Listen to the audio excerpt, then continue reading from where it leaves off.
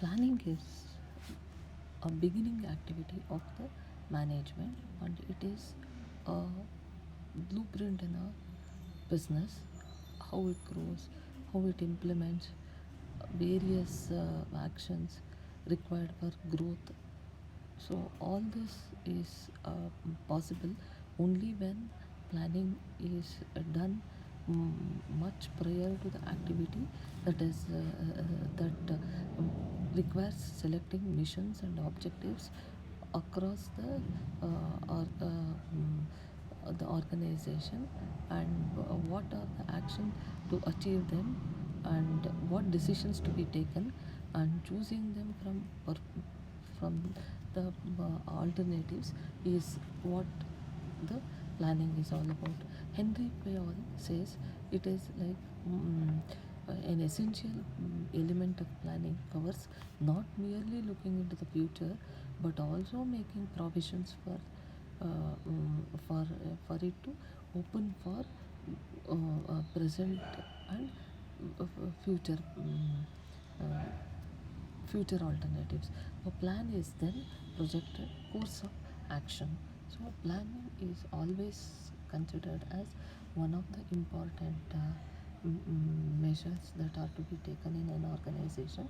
So it has a characteristics such as it is a goal oriented, where it is made to seek certain predetermined goals, and it is a primary action function that lays a foundation for many of the future management functions to arise. It is a thinking process where it involves a lot of uh, imagination, foresight, and also sound management. So, management is flexible as long as it can accommodate all the in between changes that are required to be done. Then the planning becomes very effective, and it should not be very rigid. So, planning is also pervasive, where it is considered to be an ongoing activity, and it is required to be there as the hierarchy right from CEO to the first line of the managers. So planning is a continuous process where assessment and reassessment, directions, opportunities, and problems of the organization while converting them to achieve goals.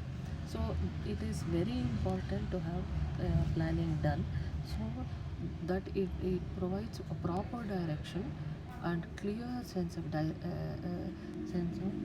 activities that are to be under consideration. It also planning also minimizes the risk as well as uncertainty, where by providing more rational fact-based procedures for making decisions, uh, it allows the management to minimize the risk and uncertainty. It helps in coping up with changing environment. It is like stepping out with umbrella during the rainy season.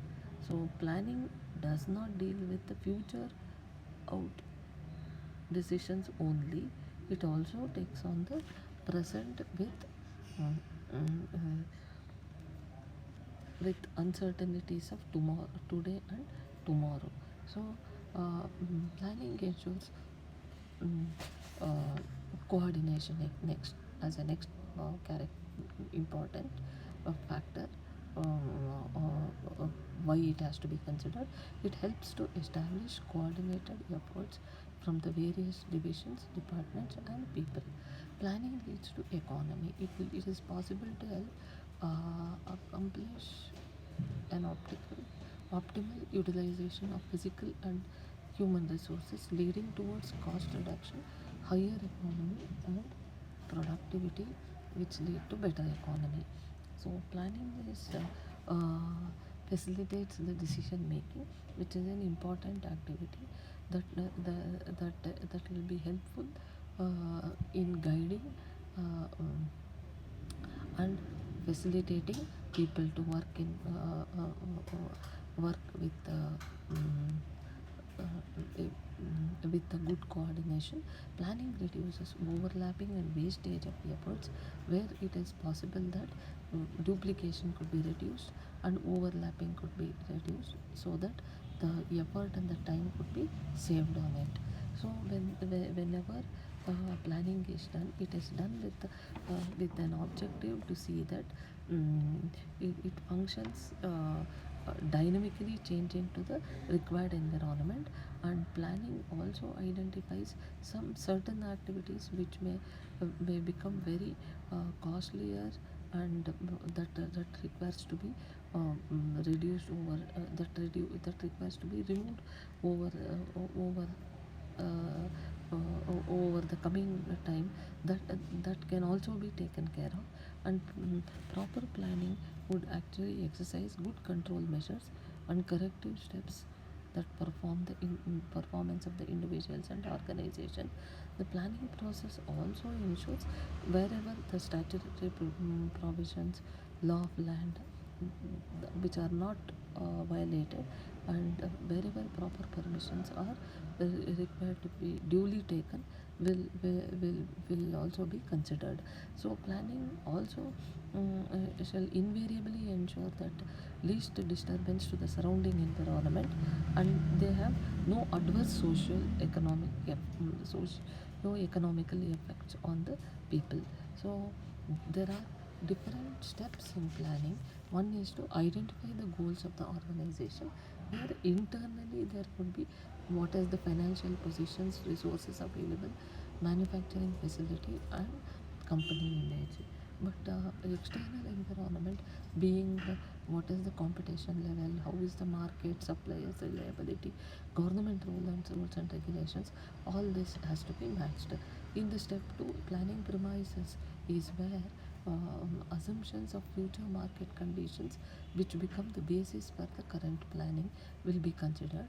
And planning premises usually relate to cost and availability of raw materials, labor, power, product demands, population trends, technology growth, and government policies. So, to determine alternate course of action is possible if it is planned well. It will also evaluate the alternatives and select the best. So, it is possible for most suitable ones, and the best course of action would be chosen. Alternatives also will be compared and evaluated with respect to their expected contribution. Evaluation and selection is often done with the help of quantities. So, to formulate derivative plans, management has to formulate derivatives plans or secondary plans. It will also have sub plans. Example, like Tata Motors is to produce nanos in the millions of nanos in the next 5 years. The derivative plans for various departments like forging, fabrication, casting, purchase, etc. So, in the step 6, it is possible for cooperation, participation of all the important people of the organization. So, involving the employees in planning process will definitely bring a lot of cooperation and participation. So, continuous suggestions, complaints have to be accepted. Criticism must be solicited from the employees. To measure and control the progress through follow-ups, continuous evaluation of plans help in identifying recurring mistakes and avoid them in future.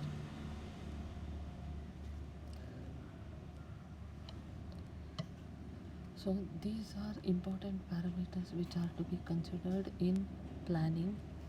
So there are various types of plans which could be taken. One being used only for once, and which will have no significance in the coming days. So it is a single plan usage. And standing plan is where it is used over a period of time, and it is designed to ensure that all the operations of the organization run smoothly, so that it will help in achieving the goals faster and enhances efficiency also. And it will become a routine part to take decision making also. And standing plans include policies, procedures, methods, and rules. So policies are formed in the organization, ranging from major to minor policies, and procedures is how to carry out the works. From, for example, procedure for requisition of supplies before the production, or mm, mm, mm, are done out, such activities are taken under that. Methods are prescribed, method to be followed, and rules and regulations are specific statements that are prepared in order to establish the objectives, and they do not allow any flexibility or discretion. So it reflects on the managerial decisions.